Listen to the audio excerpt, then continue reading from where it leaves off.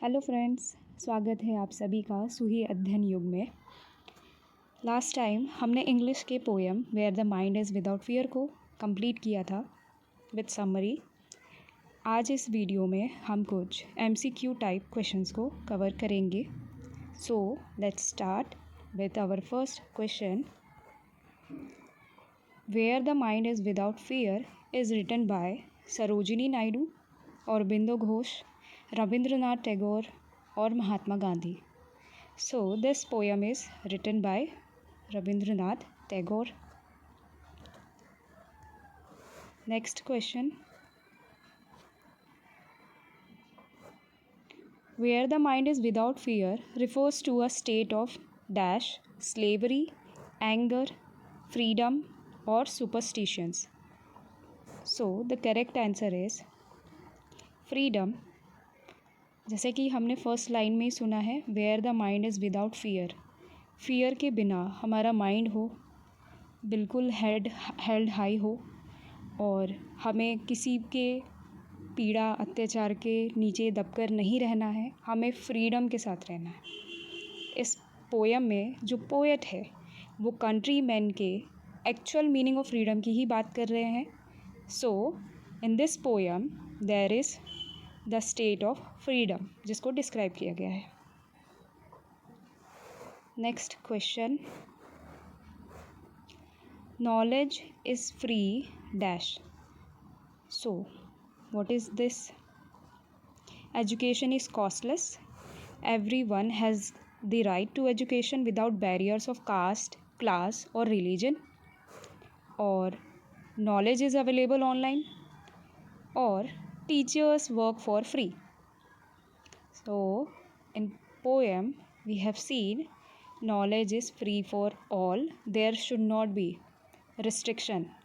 किसी प्रकार की लिमिटेशन नहीं होनी चाहिए नॉलेज पे अकॉर्डिंग टू क्लास, रिलीजन या किसी के जेंडर बेसिस पे हमें रिस्ट्रिक्शन नहीं लगानी है नॉलेज पे। सो knowledge is free for all, everyone. सब ही एक्सेस करें नॉलेज को, सब लोग पढ़े और प्रोग्रेसिव बने। Next question. Where the world has not been broken up into fragments refers to geographical divisions of countries, divisions created by caste, creed, religion and race, or division of knowledge or political boundaries only. Poem में किस fragment की बात की थी poet ने? So actually हम fragment करते हैं on the basis of division created by caste, creed, religion and race. This is the line. हमें पोएट ने समझाया था कि वर्ल्ड में हमें यूनिटी के साथ रहना है।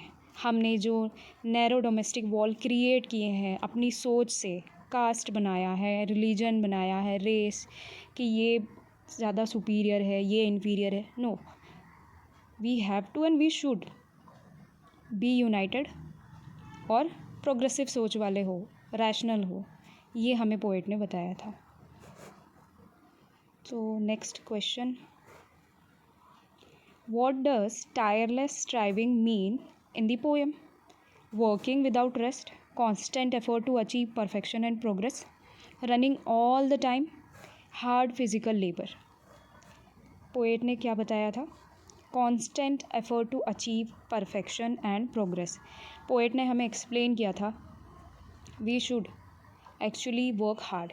Tireless striving means trying hard, effort लगाना है हमें लेज़ी नहीं बनना है, हमें ट्राई हार्ड करना है, हमें एफर्ट्स डालना है, हमें गोल को सेट करना है और गोल सेट करने के बाद उसे बहुत सारा एफर्ट डाल के उसे अचीव करना है और लाइफ में परफेक्शन की ओर बढ़ना है। हमें प्रोग्रेसिव होना है लाइफ में। Actually this was explain here.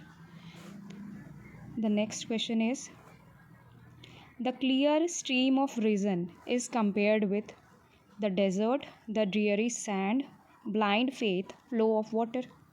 The correct answer is here flow of water. Poet ने कहा था कि हमें जैसे स्ट्रीम होती है, कैसी बहती चली जाती है, अपने फ़्लो को मेंटेन करती है, फ़्लो ऑफ वाटर कैसा रहता है, उसी तरीके से हमारी रैशनल लॉजिकल थिंकिंग होनी चाहिए। इसी तरीके से हमें पता होना चाहिए कि हम किस डायरेक्शन में जा रहे हैं और क्या कर रहे हैं. Here clear stream of vision is compared with flow of water की तरह. Next question, who does the poet addresses as thee and father. Poet ने किसे दी और फादर कहकर एड्रेस किया है. His own father, the nation, God और almighty, the king of England. So the correct answer here is, I know everybody know, आप सभी को पता होगा, गॉड और ऑलमाइटी. क्योंकि पोएट ने कहा था कि हे प्रभु, आप हमारे कंट्री मैन को रास्ता दिखाए. हमारे माइंड कैसे हो कंट्री मैन की, ओपन माइंडेड हो, एवर वाइडनिंग एक्शन थॉट हो हमारे, हम प्रोग्रेसिव बनते जाए. इस तरीके की फ्रीडम ऑफ हेवन को देखना चाहते हैं हमारे पोएट, और इसके लिए वो गॉड को प्रे कर रहे हैं. ठीक है. In the next question, what is the poet praying for in this poem. India's freedom from fear and ignorance, India's wealth, India's military power, India's foreign trade. तो बहुत ही ईजी है, सभी को पता होगा इसका answer, India's freedom from fear and ignorance. God से pray कर रहे हैं हमारे पोएट लगातार कि इंडिया में जो लोग हैं उनके अंदर माइंड हो विदाउट फियर एंड इग्नोरेंस. हमारे माइंड में इग्नोरेंस ना हो, अज्ञानता ना हो, किसी का डर भय अब ना हो, किसी प्रकार के हम लिमिटेशन में ना रहें, हम नॉलेज ले, हमारे थॉट्स, हमारे एक्शन एवर वाइडनिंग हो, प्रोग्रेसिव हो. हमें ट्राई हार्ड करना है. हमें नैरो वॉल्स जो बना रखे हैं, इस तरीके के वॉल्स हमारे सोसाइटी में क्रिएट जो किए हैं वो नहीं होना है. So here he is talking this kind of freedom, है ना. इस काइंड ऑफ फ्रीडम के बारे में वो प्रे कर रहे हैं एक्चुअल में. सो this is the correct answer. The next question is, into that heaven of freedom my father let my country awake. Here, heaven of freedom means heaven after death, a free and ideal nation, a temple or a kingdom. किसकी freedom, कौन से haven of freedom की बात कर रहे हैं यहाँ पे. A free and ideal nation हो. Answer is a free and ideal nation. इसके बारे में पोएट ने हमें बताया है कि किस रूप में वो विजन कर रहे हैं हमारा नेशन किस तरीके का फ्री हो. नॉट ओनली कि हम इंडिपेंडेंस की बात नहीं कर रहे हैं यहाँ पे पोएट, उसकी फ्रीडम की बात नहीं कर रहे. हमारे माइंड में, हमारे अंदर कौन सी क्वालिटीज़ हो, हमें क्या एक्टिविटीज़ होना चाहिए, हमें गोल को परसीव करना है, दिस थिंग्स, इन सारी चीज़ों के बारे में कहा है. So a free and ideal nation. Next question, which literary device is use in dreary desert sand of dead habit. So options are personification, simile, metaphor, alliteration. हमने पोएम में देखा था, पोएट ने एक्सप्लेन किया था कि ये जो डेयरी डेजर्ट सैंड है, बिल्कुल नीरस, जहाँ पे कोई भी लिविंग नहीं है, बिल्कुल डल है, लाइफलेस सैंड है. इस तरीके की क्या है, डेड हैबिट, हमारी पुरानी belief, old custom, tradition, rituals, जो जिस चीज़ की आज के टाइम पे जिन बिलीव से किसी की प्रोग्रेस नहीं होनी है, उस तरीके की डेड हैबिट को हमें छोड़ देना चाहिए. किस प्रकार की डेड हैबिट है वो, एकदम डेजर्ट की ड्रीयरी सैंड की तरह, जहाँ पे कोई लाइफ क्रिएट नहीं हो सकती, जहाँ पे कोई प्रोग्रेस नहीं हो सकता. सो यहाँ पे किसी एक ऑब्जेक्ट में हमें उन्होंने इमेजिनेशन करा के दूसरे ऑब्जेक्ट के बारे में बताया है, और दोनों में सिमिलर क्वालिटीज़ हैं. जैसा डेड हैबिट है, उसमें कुछ इंटरेस्टिंग नहीं है, उससे कोई प्रोग्रेस नहीं होना, वही यहाँ देख रहे हैं हम ड्रीयरी डेजर्ट सैंड, जहाँ पे कोई प्रोग्रेस नहीं होना, जहाँ पे कोई लाइफ नहीं हो क्रिएट हो सकती. So this type of literary device को हम बोलते हैं एक ऑब्जेक्ट में दूसरे ऑब्जेक्ट की तरह ही कोई क्वालिटी है, और उन दोनों को एक साथ हमें यहाँ पे पोएट ने बताया है. इस तरीके के लिटरेरी डिवाइस को हम मेटाफर कहते हैं. तो correct answer is metaphor. Example एक और है मेटाफर का, क्या हो सकता है, जैसे my mother's heart is of gold. इस सेंटेंस में मैंने कहा मेरी मम्मी का जो हृदय है वो बिल्कुल खरे सोने जैसा है. तो यहाँ पे क्या हृदय किसी का गोल्ड का हो सकता है क्या, नहीं, बट क्वालिटी की बात कर रही हूँ कि कैसी क्वालिटी होती है, एकदम प्योर गोल्ड की तरह, उस तरीके की क्वालिटी की बात कर रही हूँ. सेम इसी तरह पोएट ने यहाँ पे जिस क्वालिटी की बात की है जो डेजर्ट के सैंड में होती है, सेम उसी क्वालिटी को उन्होंने बताया कि डेड हैबिट की होती है। तो दो चीज़ों की हम एक ही क्वालिटी की बात करें, this is metaphor. Okay, the poem reflects Tagore's political ambitions, vision of an ideal society, anger against British rule only और रिलीजियस प्रीचिंग। इस पोएम में टैगोर किस चीज़ के बारे में, किस विजन के बारे में बता रहे हैं? टैगोर ने, हमारे पोएट टैगोर ने vision of an ideal society के बारे में बताया है ना, कि कंट्री में लोग कैसे होने चाहिए, मेरा नेशन कैसा होना चाहिए, और किस तरीके के हेवन ऑफ फ्रीडम को चाहते हैं। This type of society, vision of an ideal society. Next, where tireless striving stretches its arm towards perfection, conveys the idea of which thing? Laziness, continuous effort for improvement, war preparation और stretching for exercise।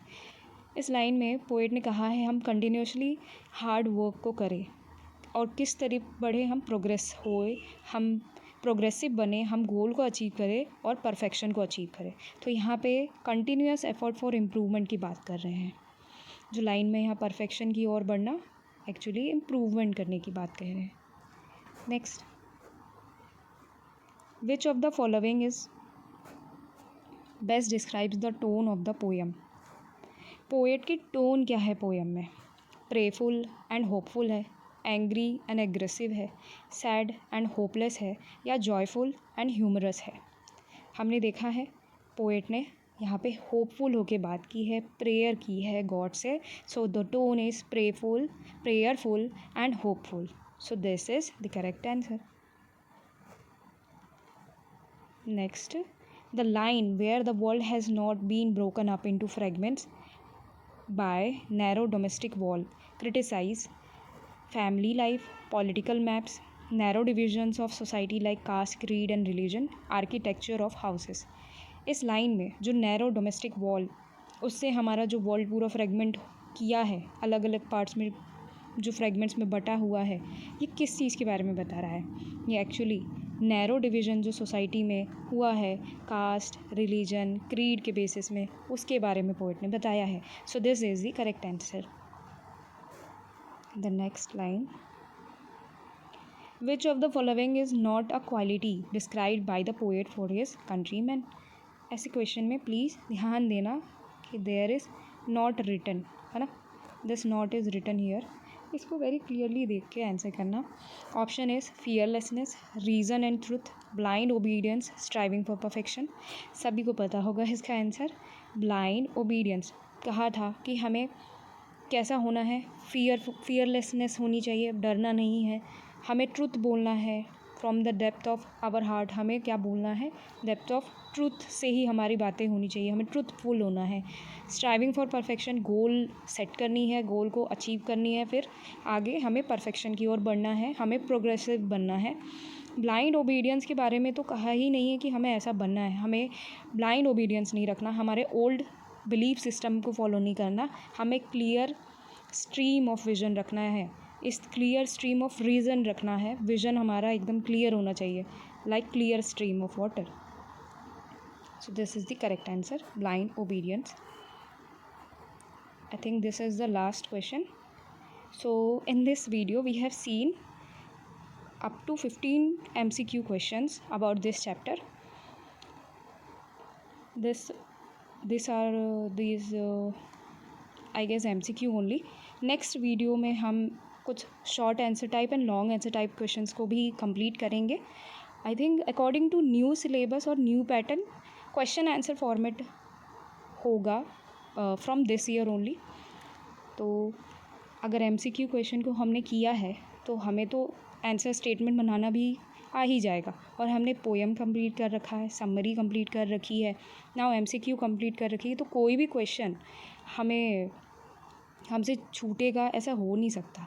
हमने बहुत कुछ complete कर दिया है। So in next video we will cover our थोड़े बहुत MCQ questions and question answer format like short and long question.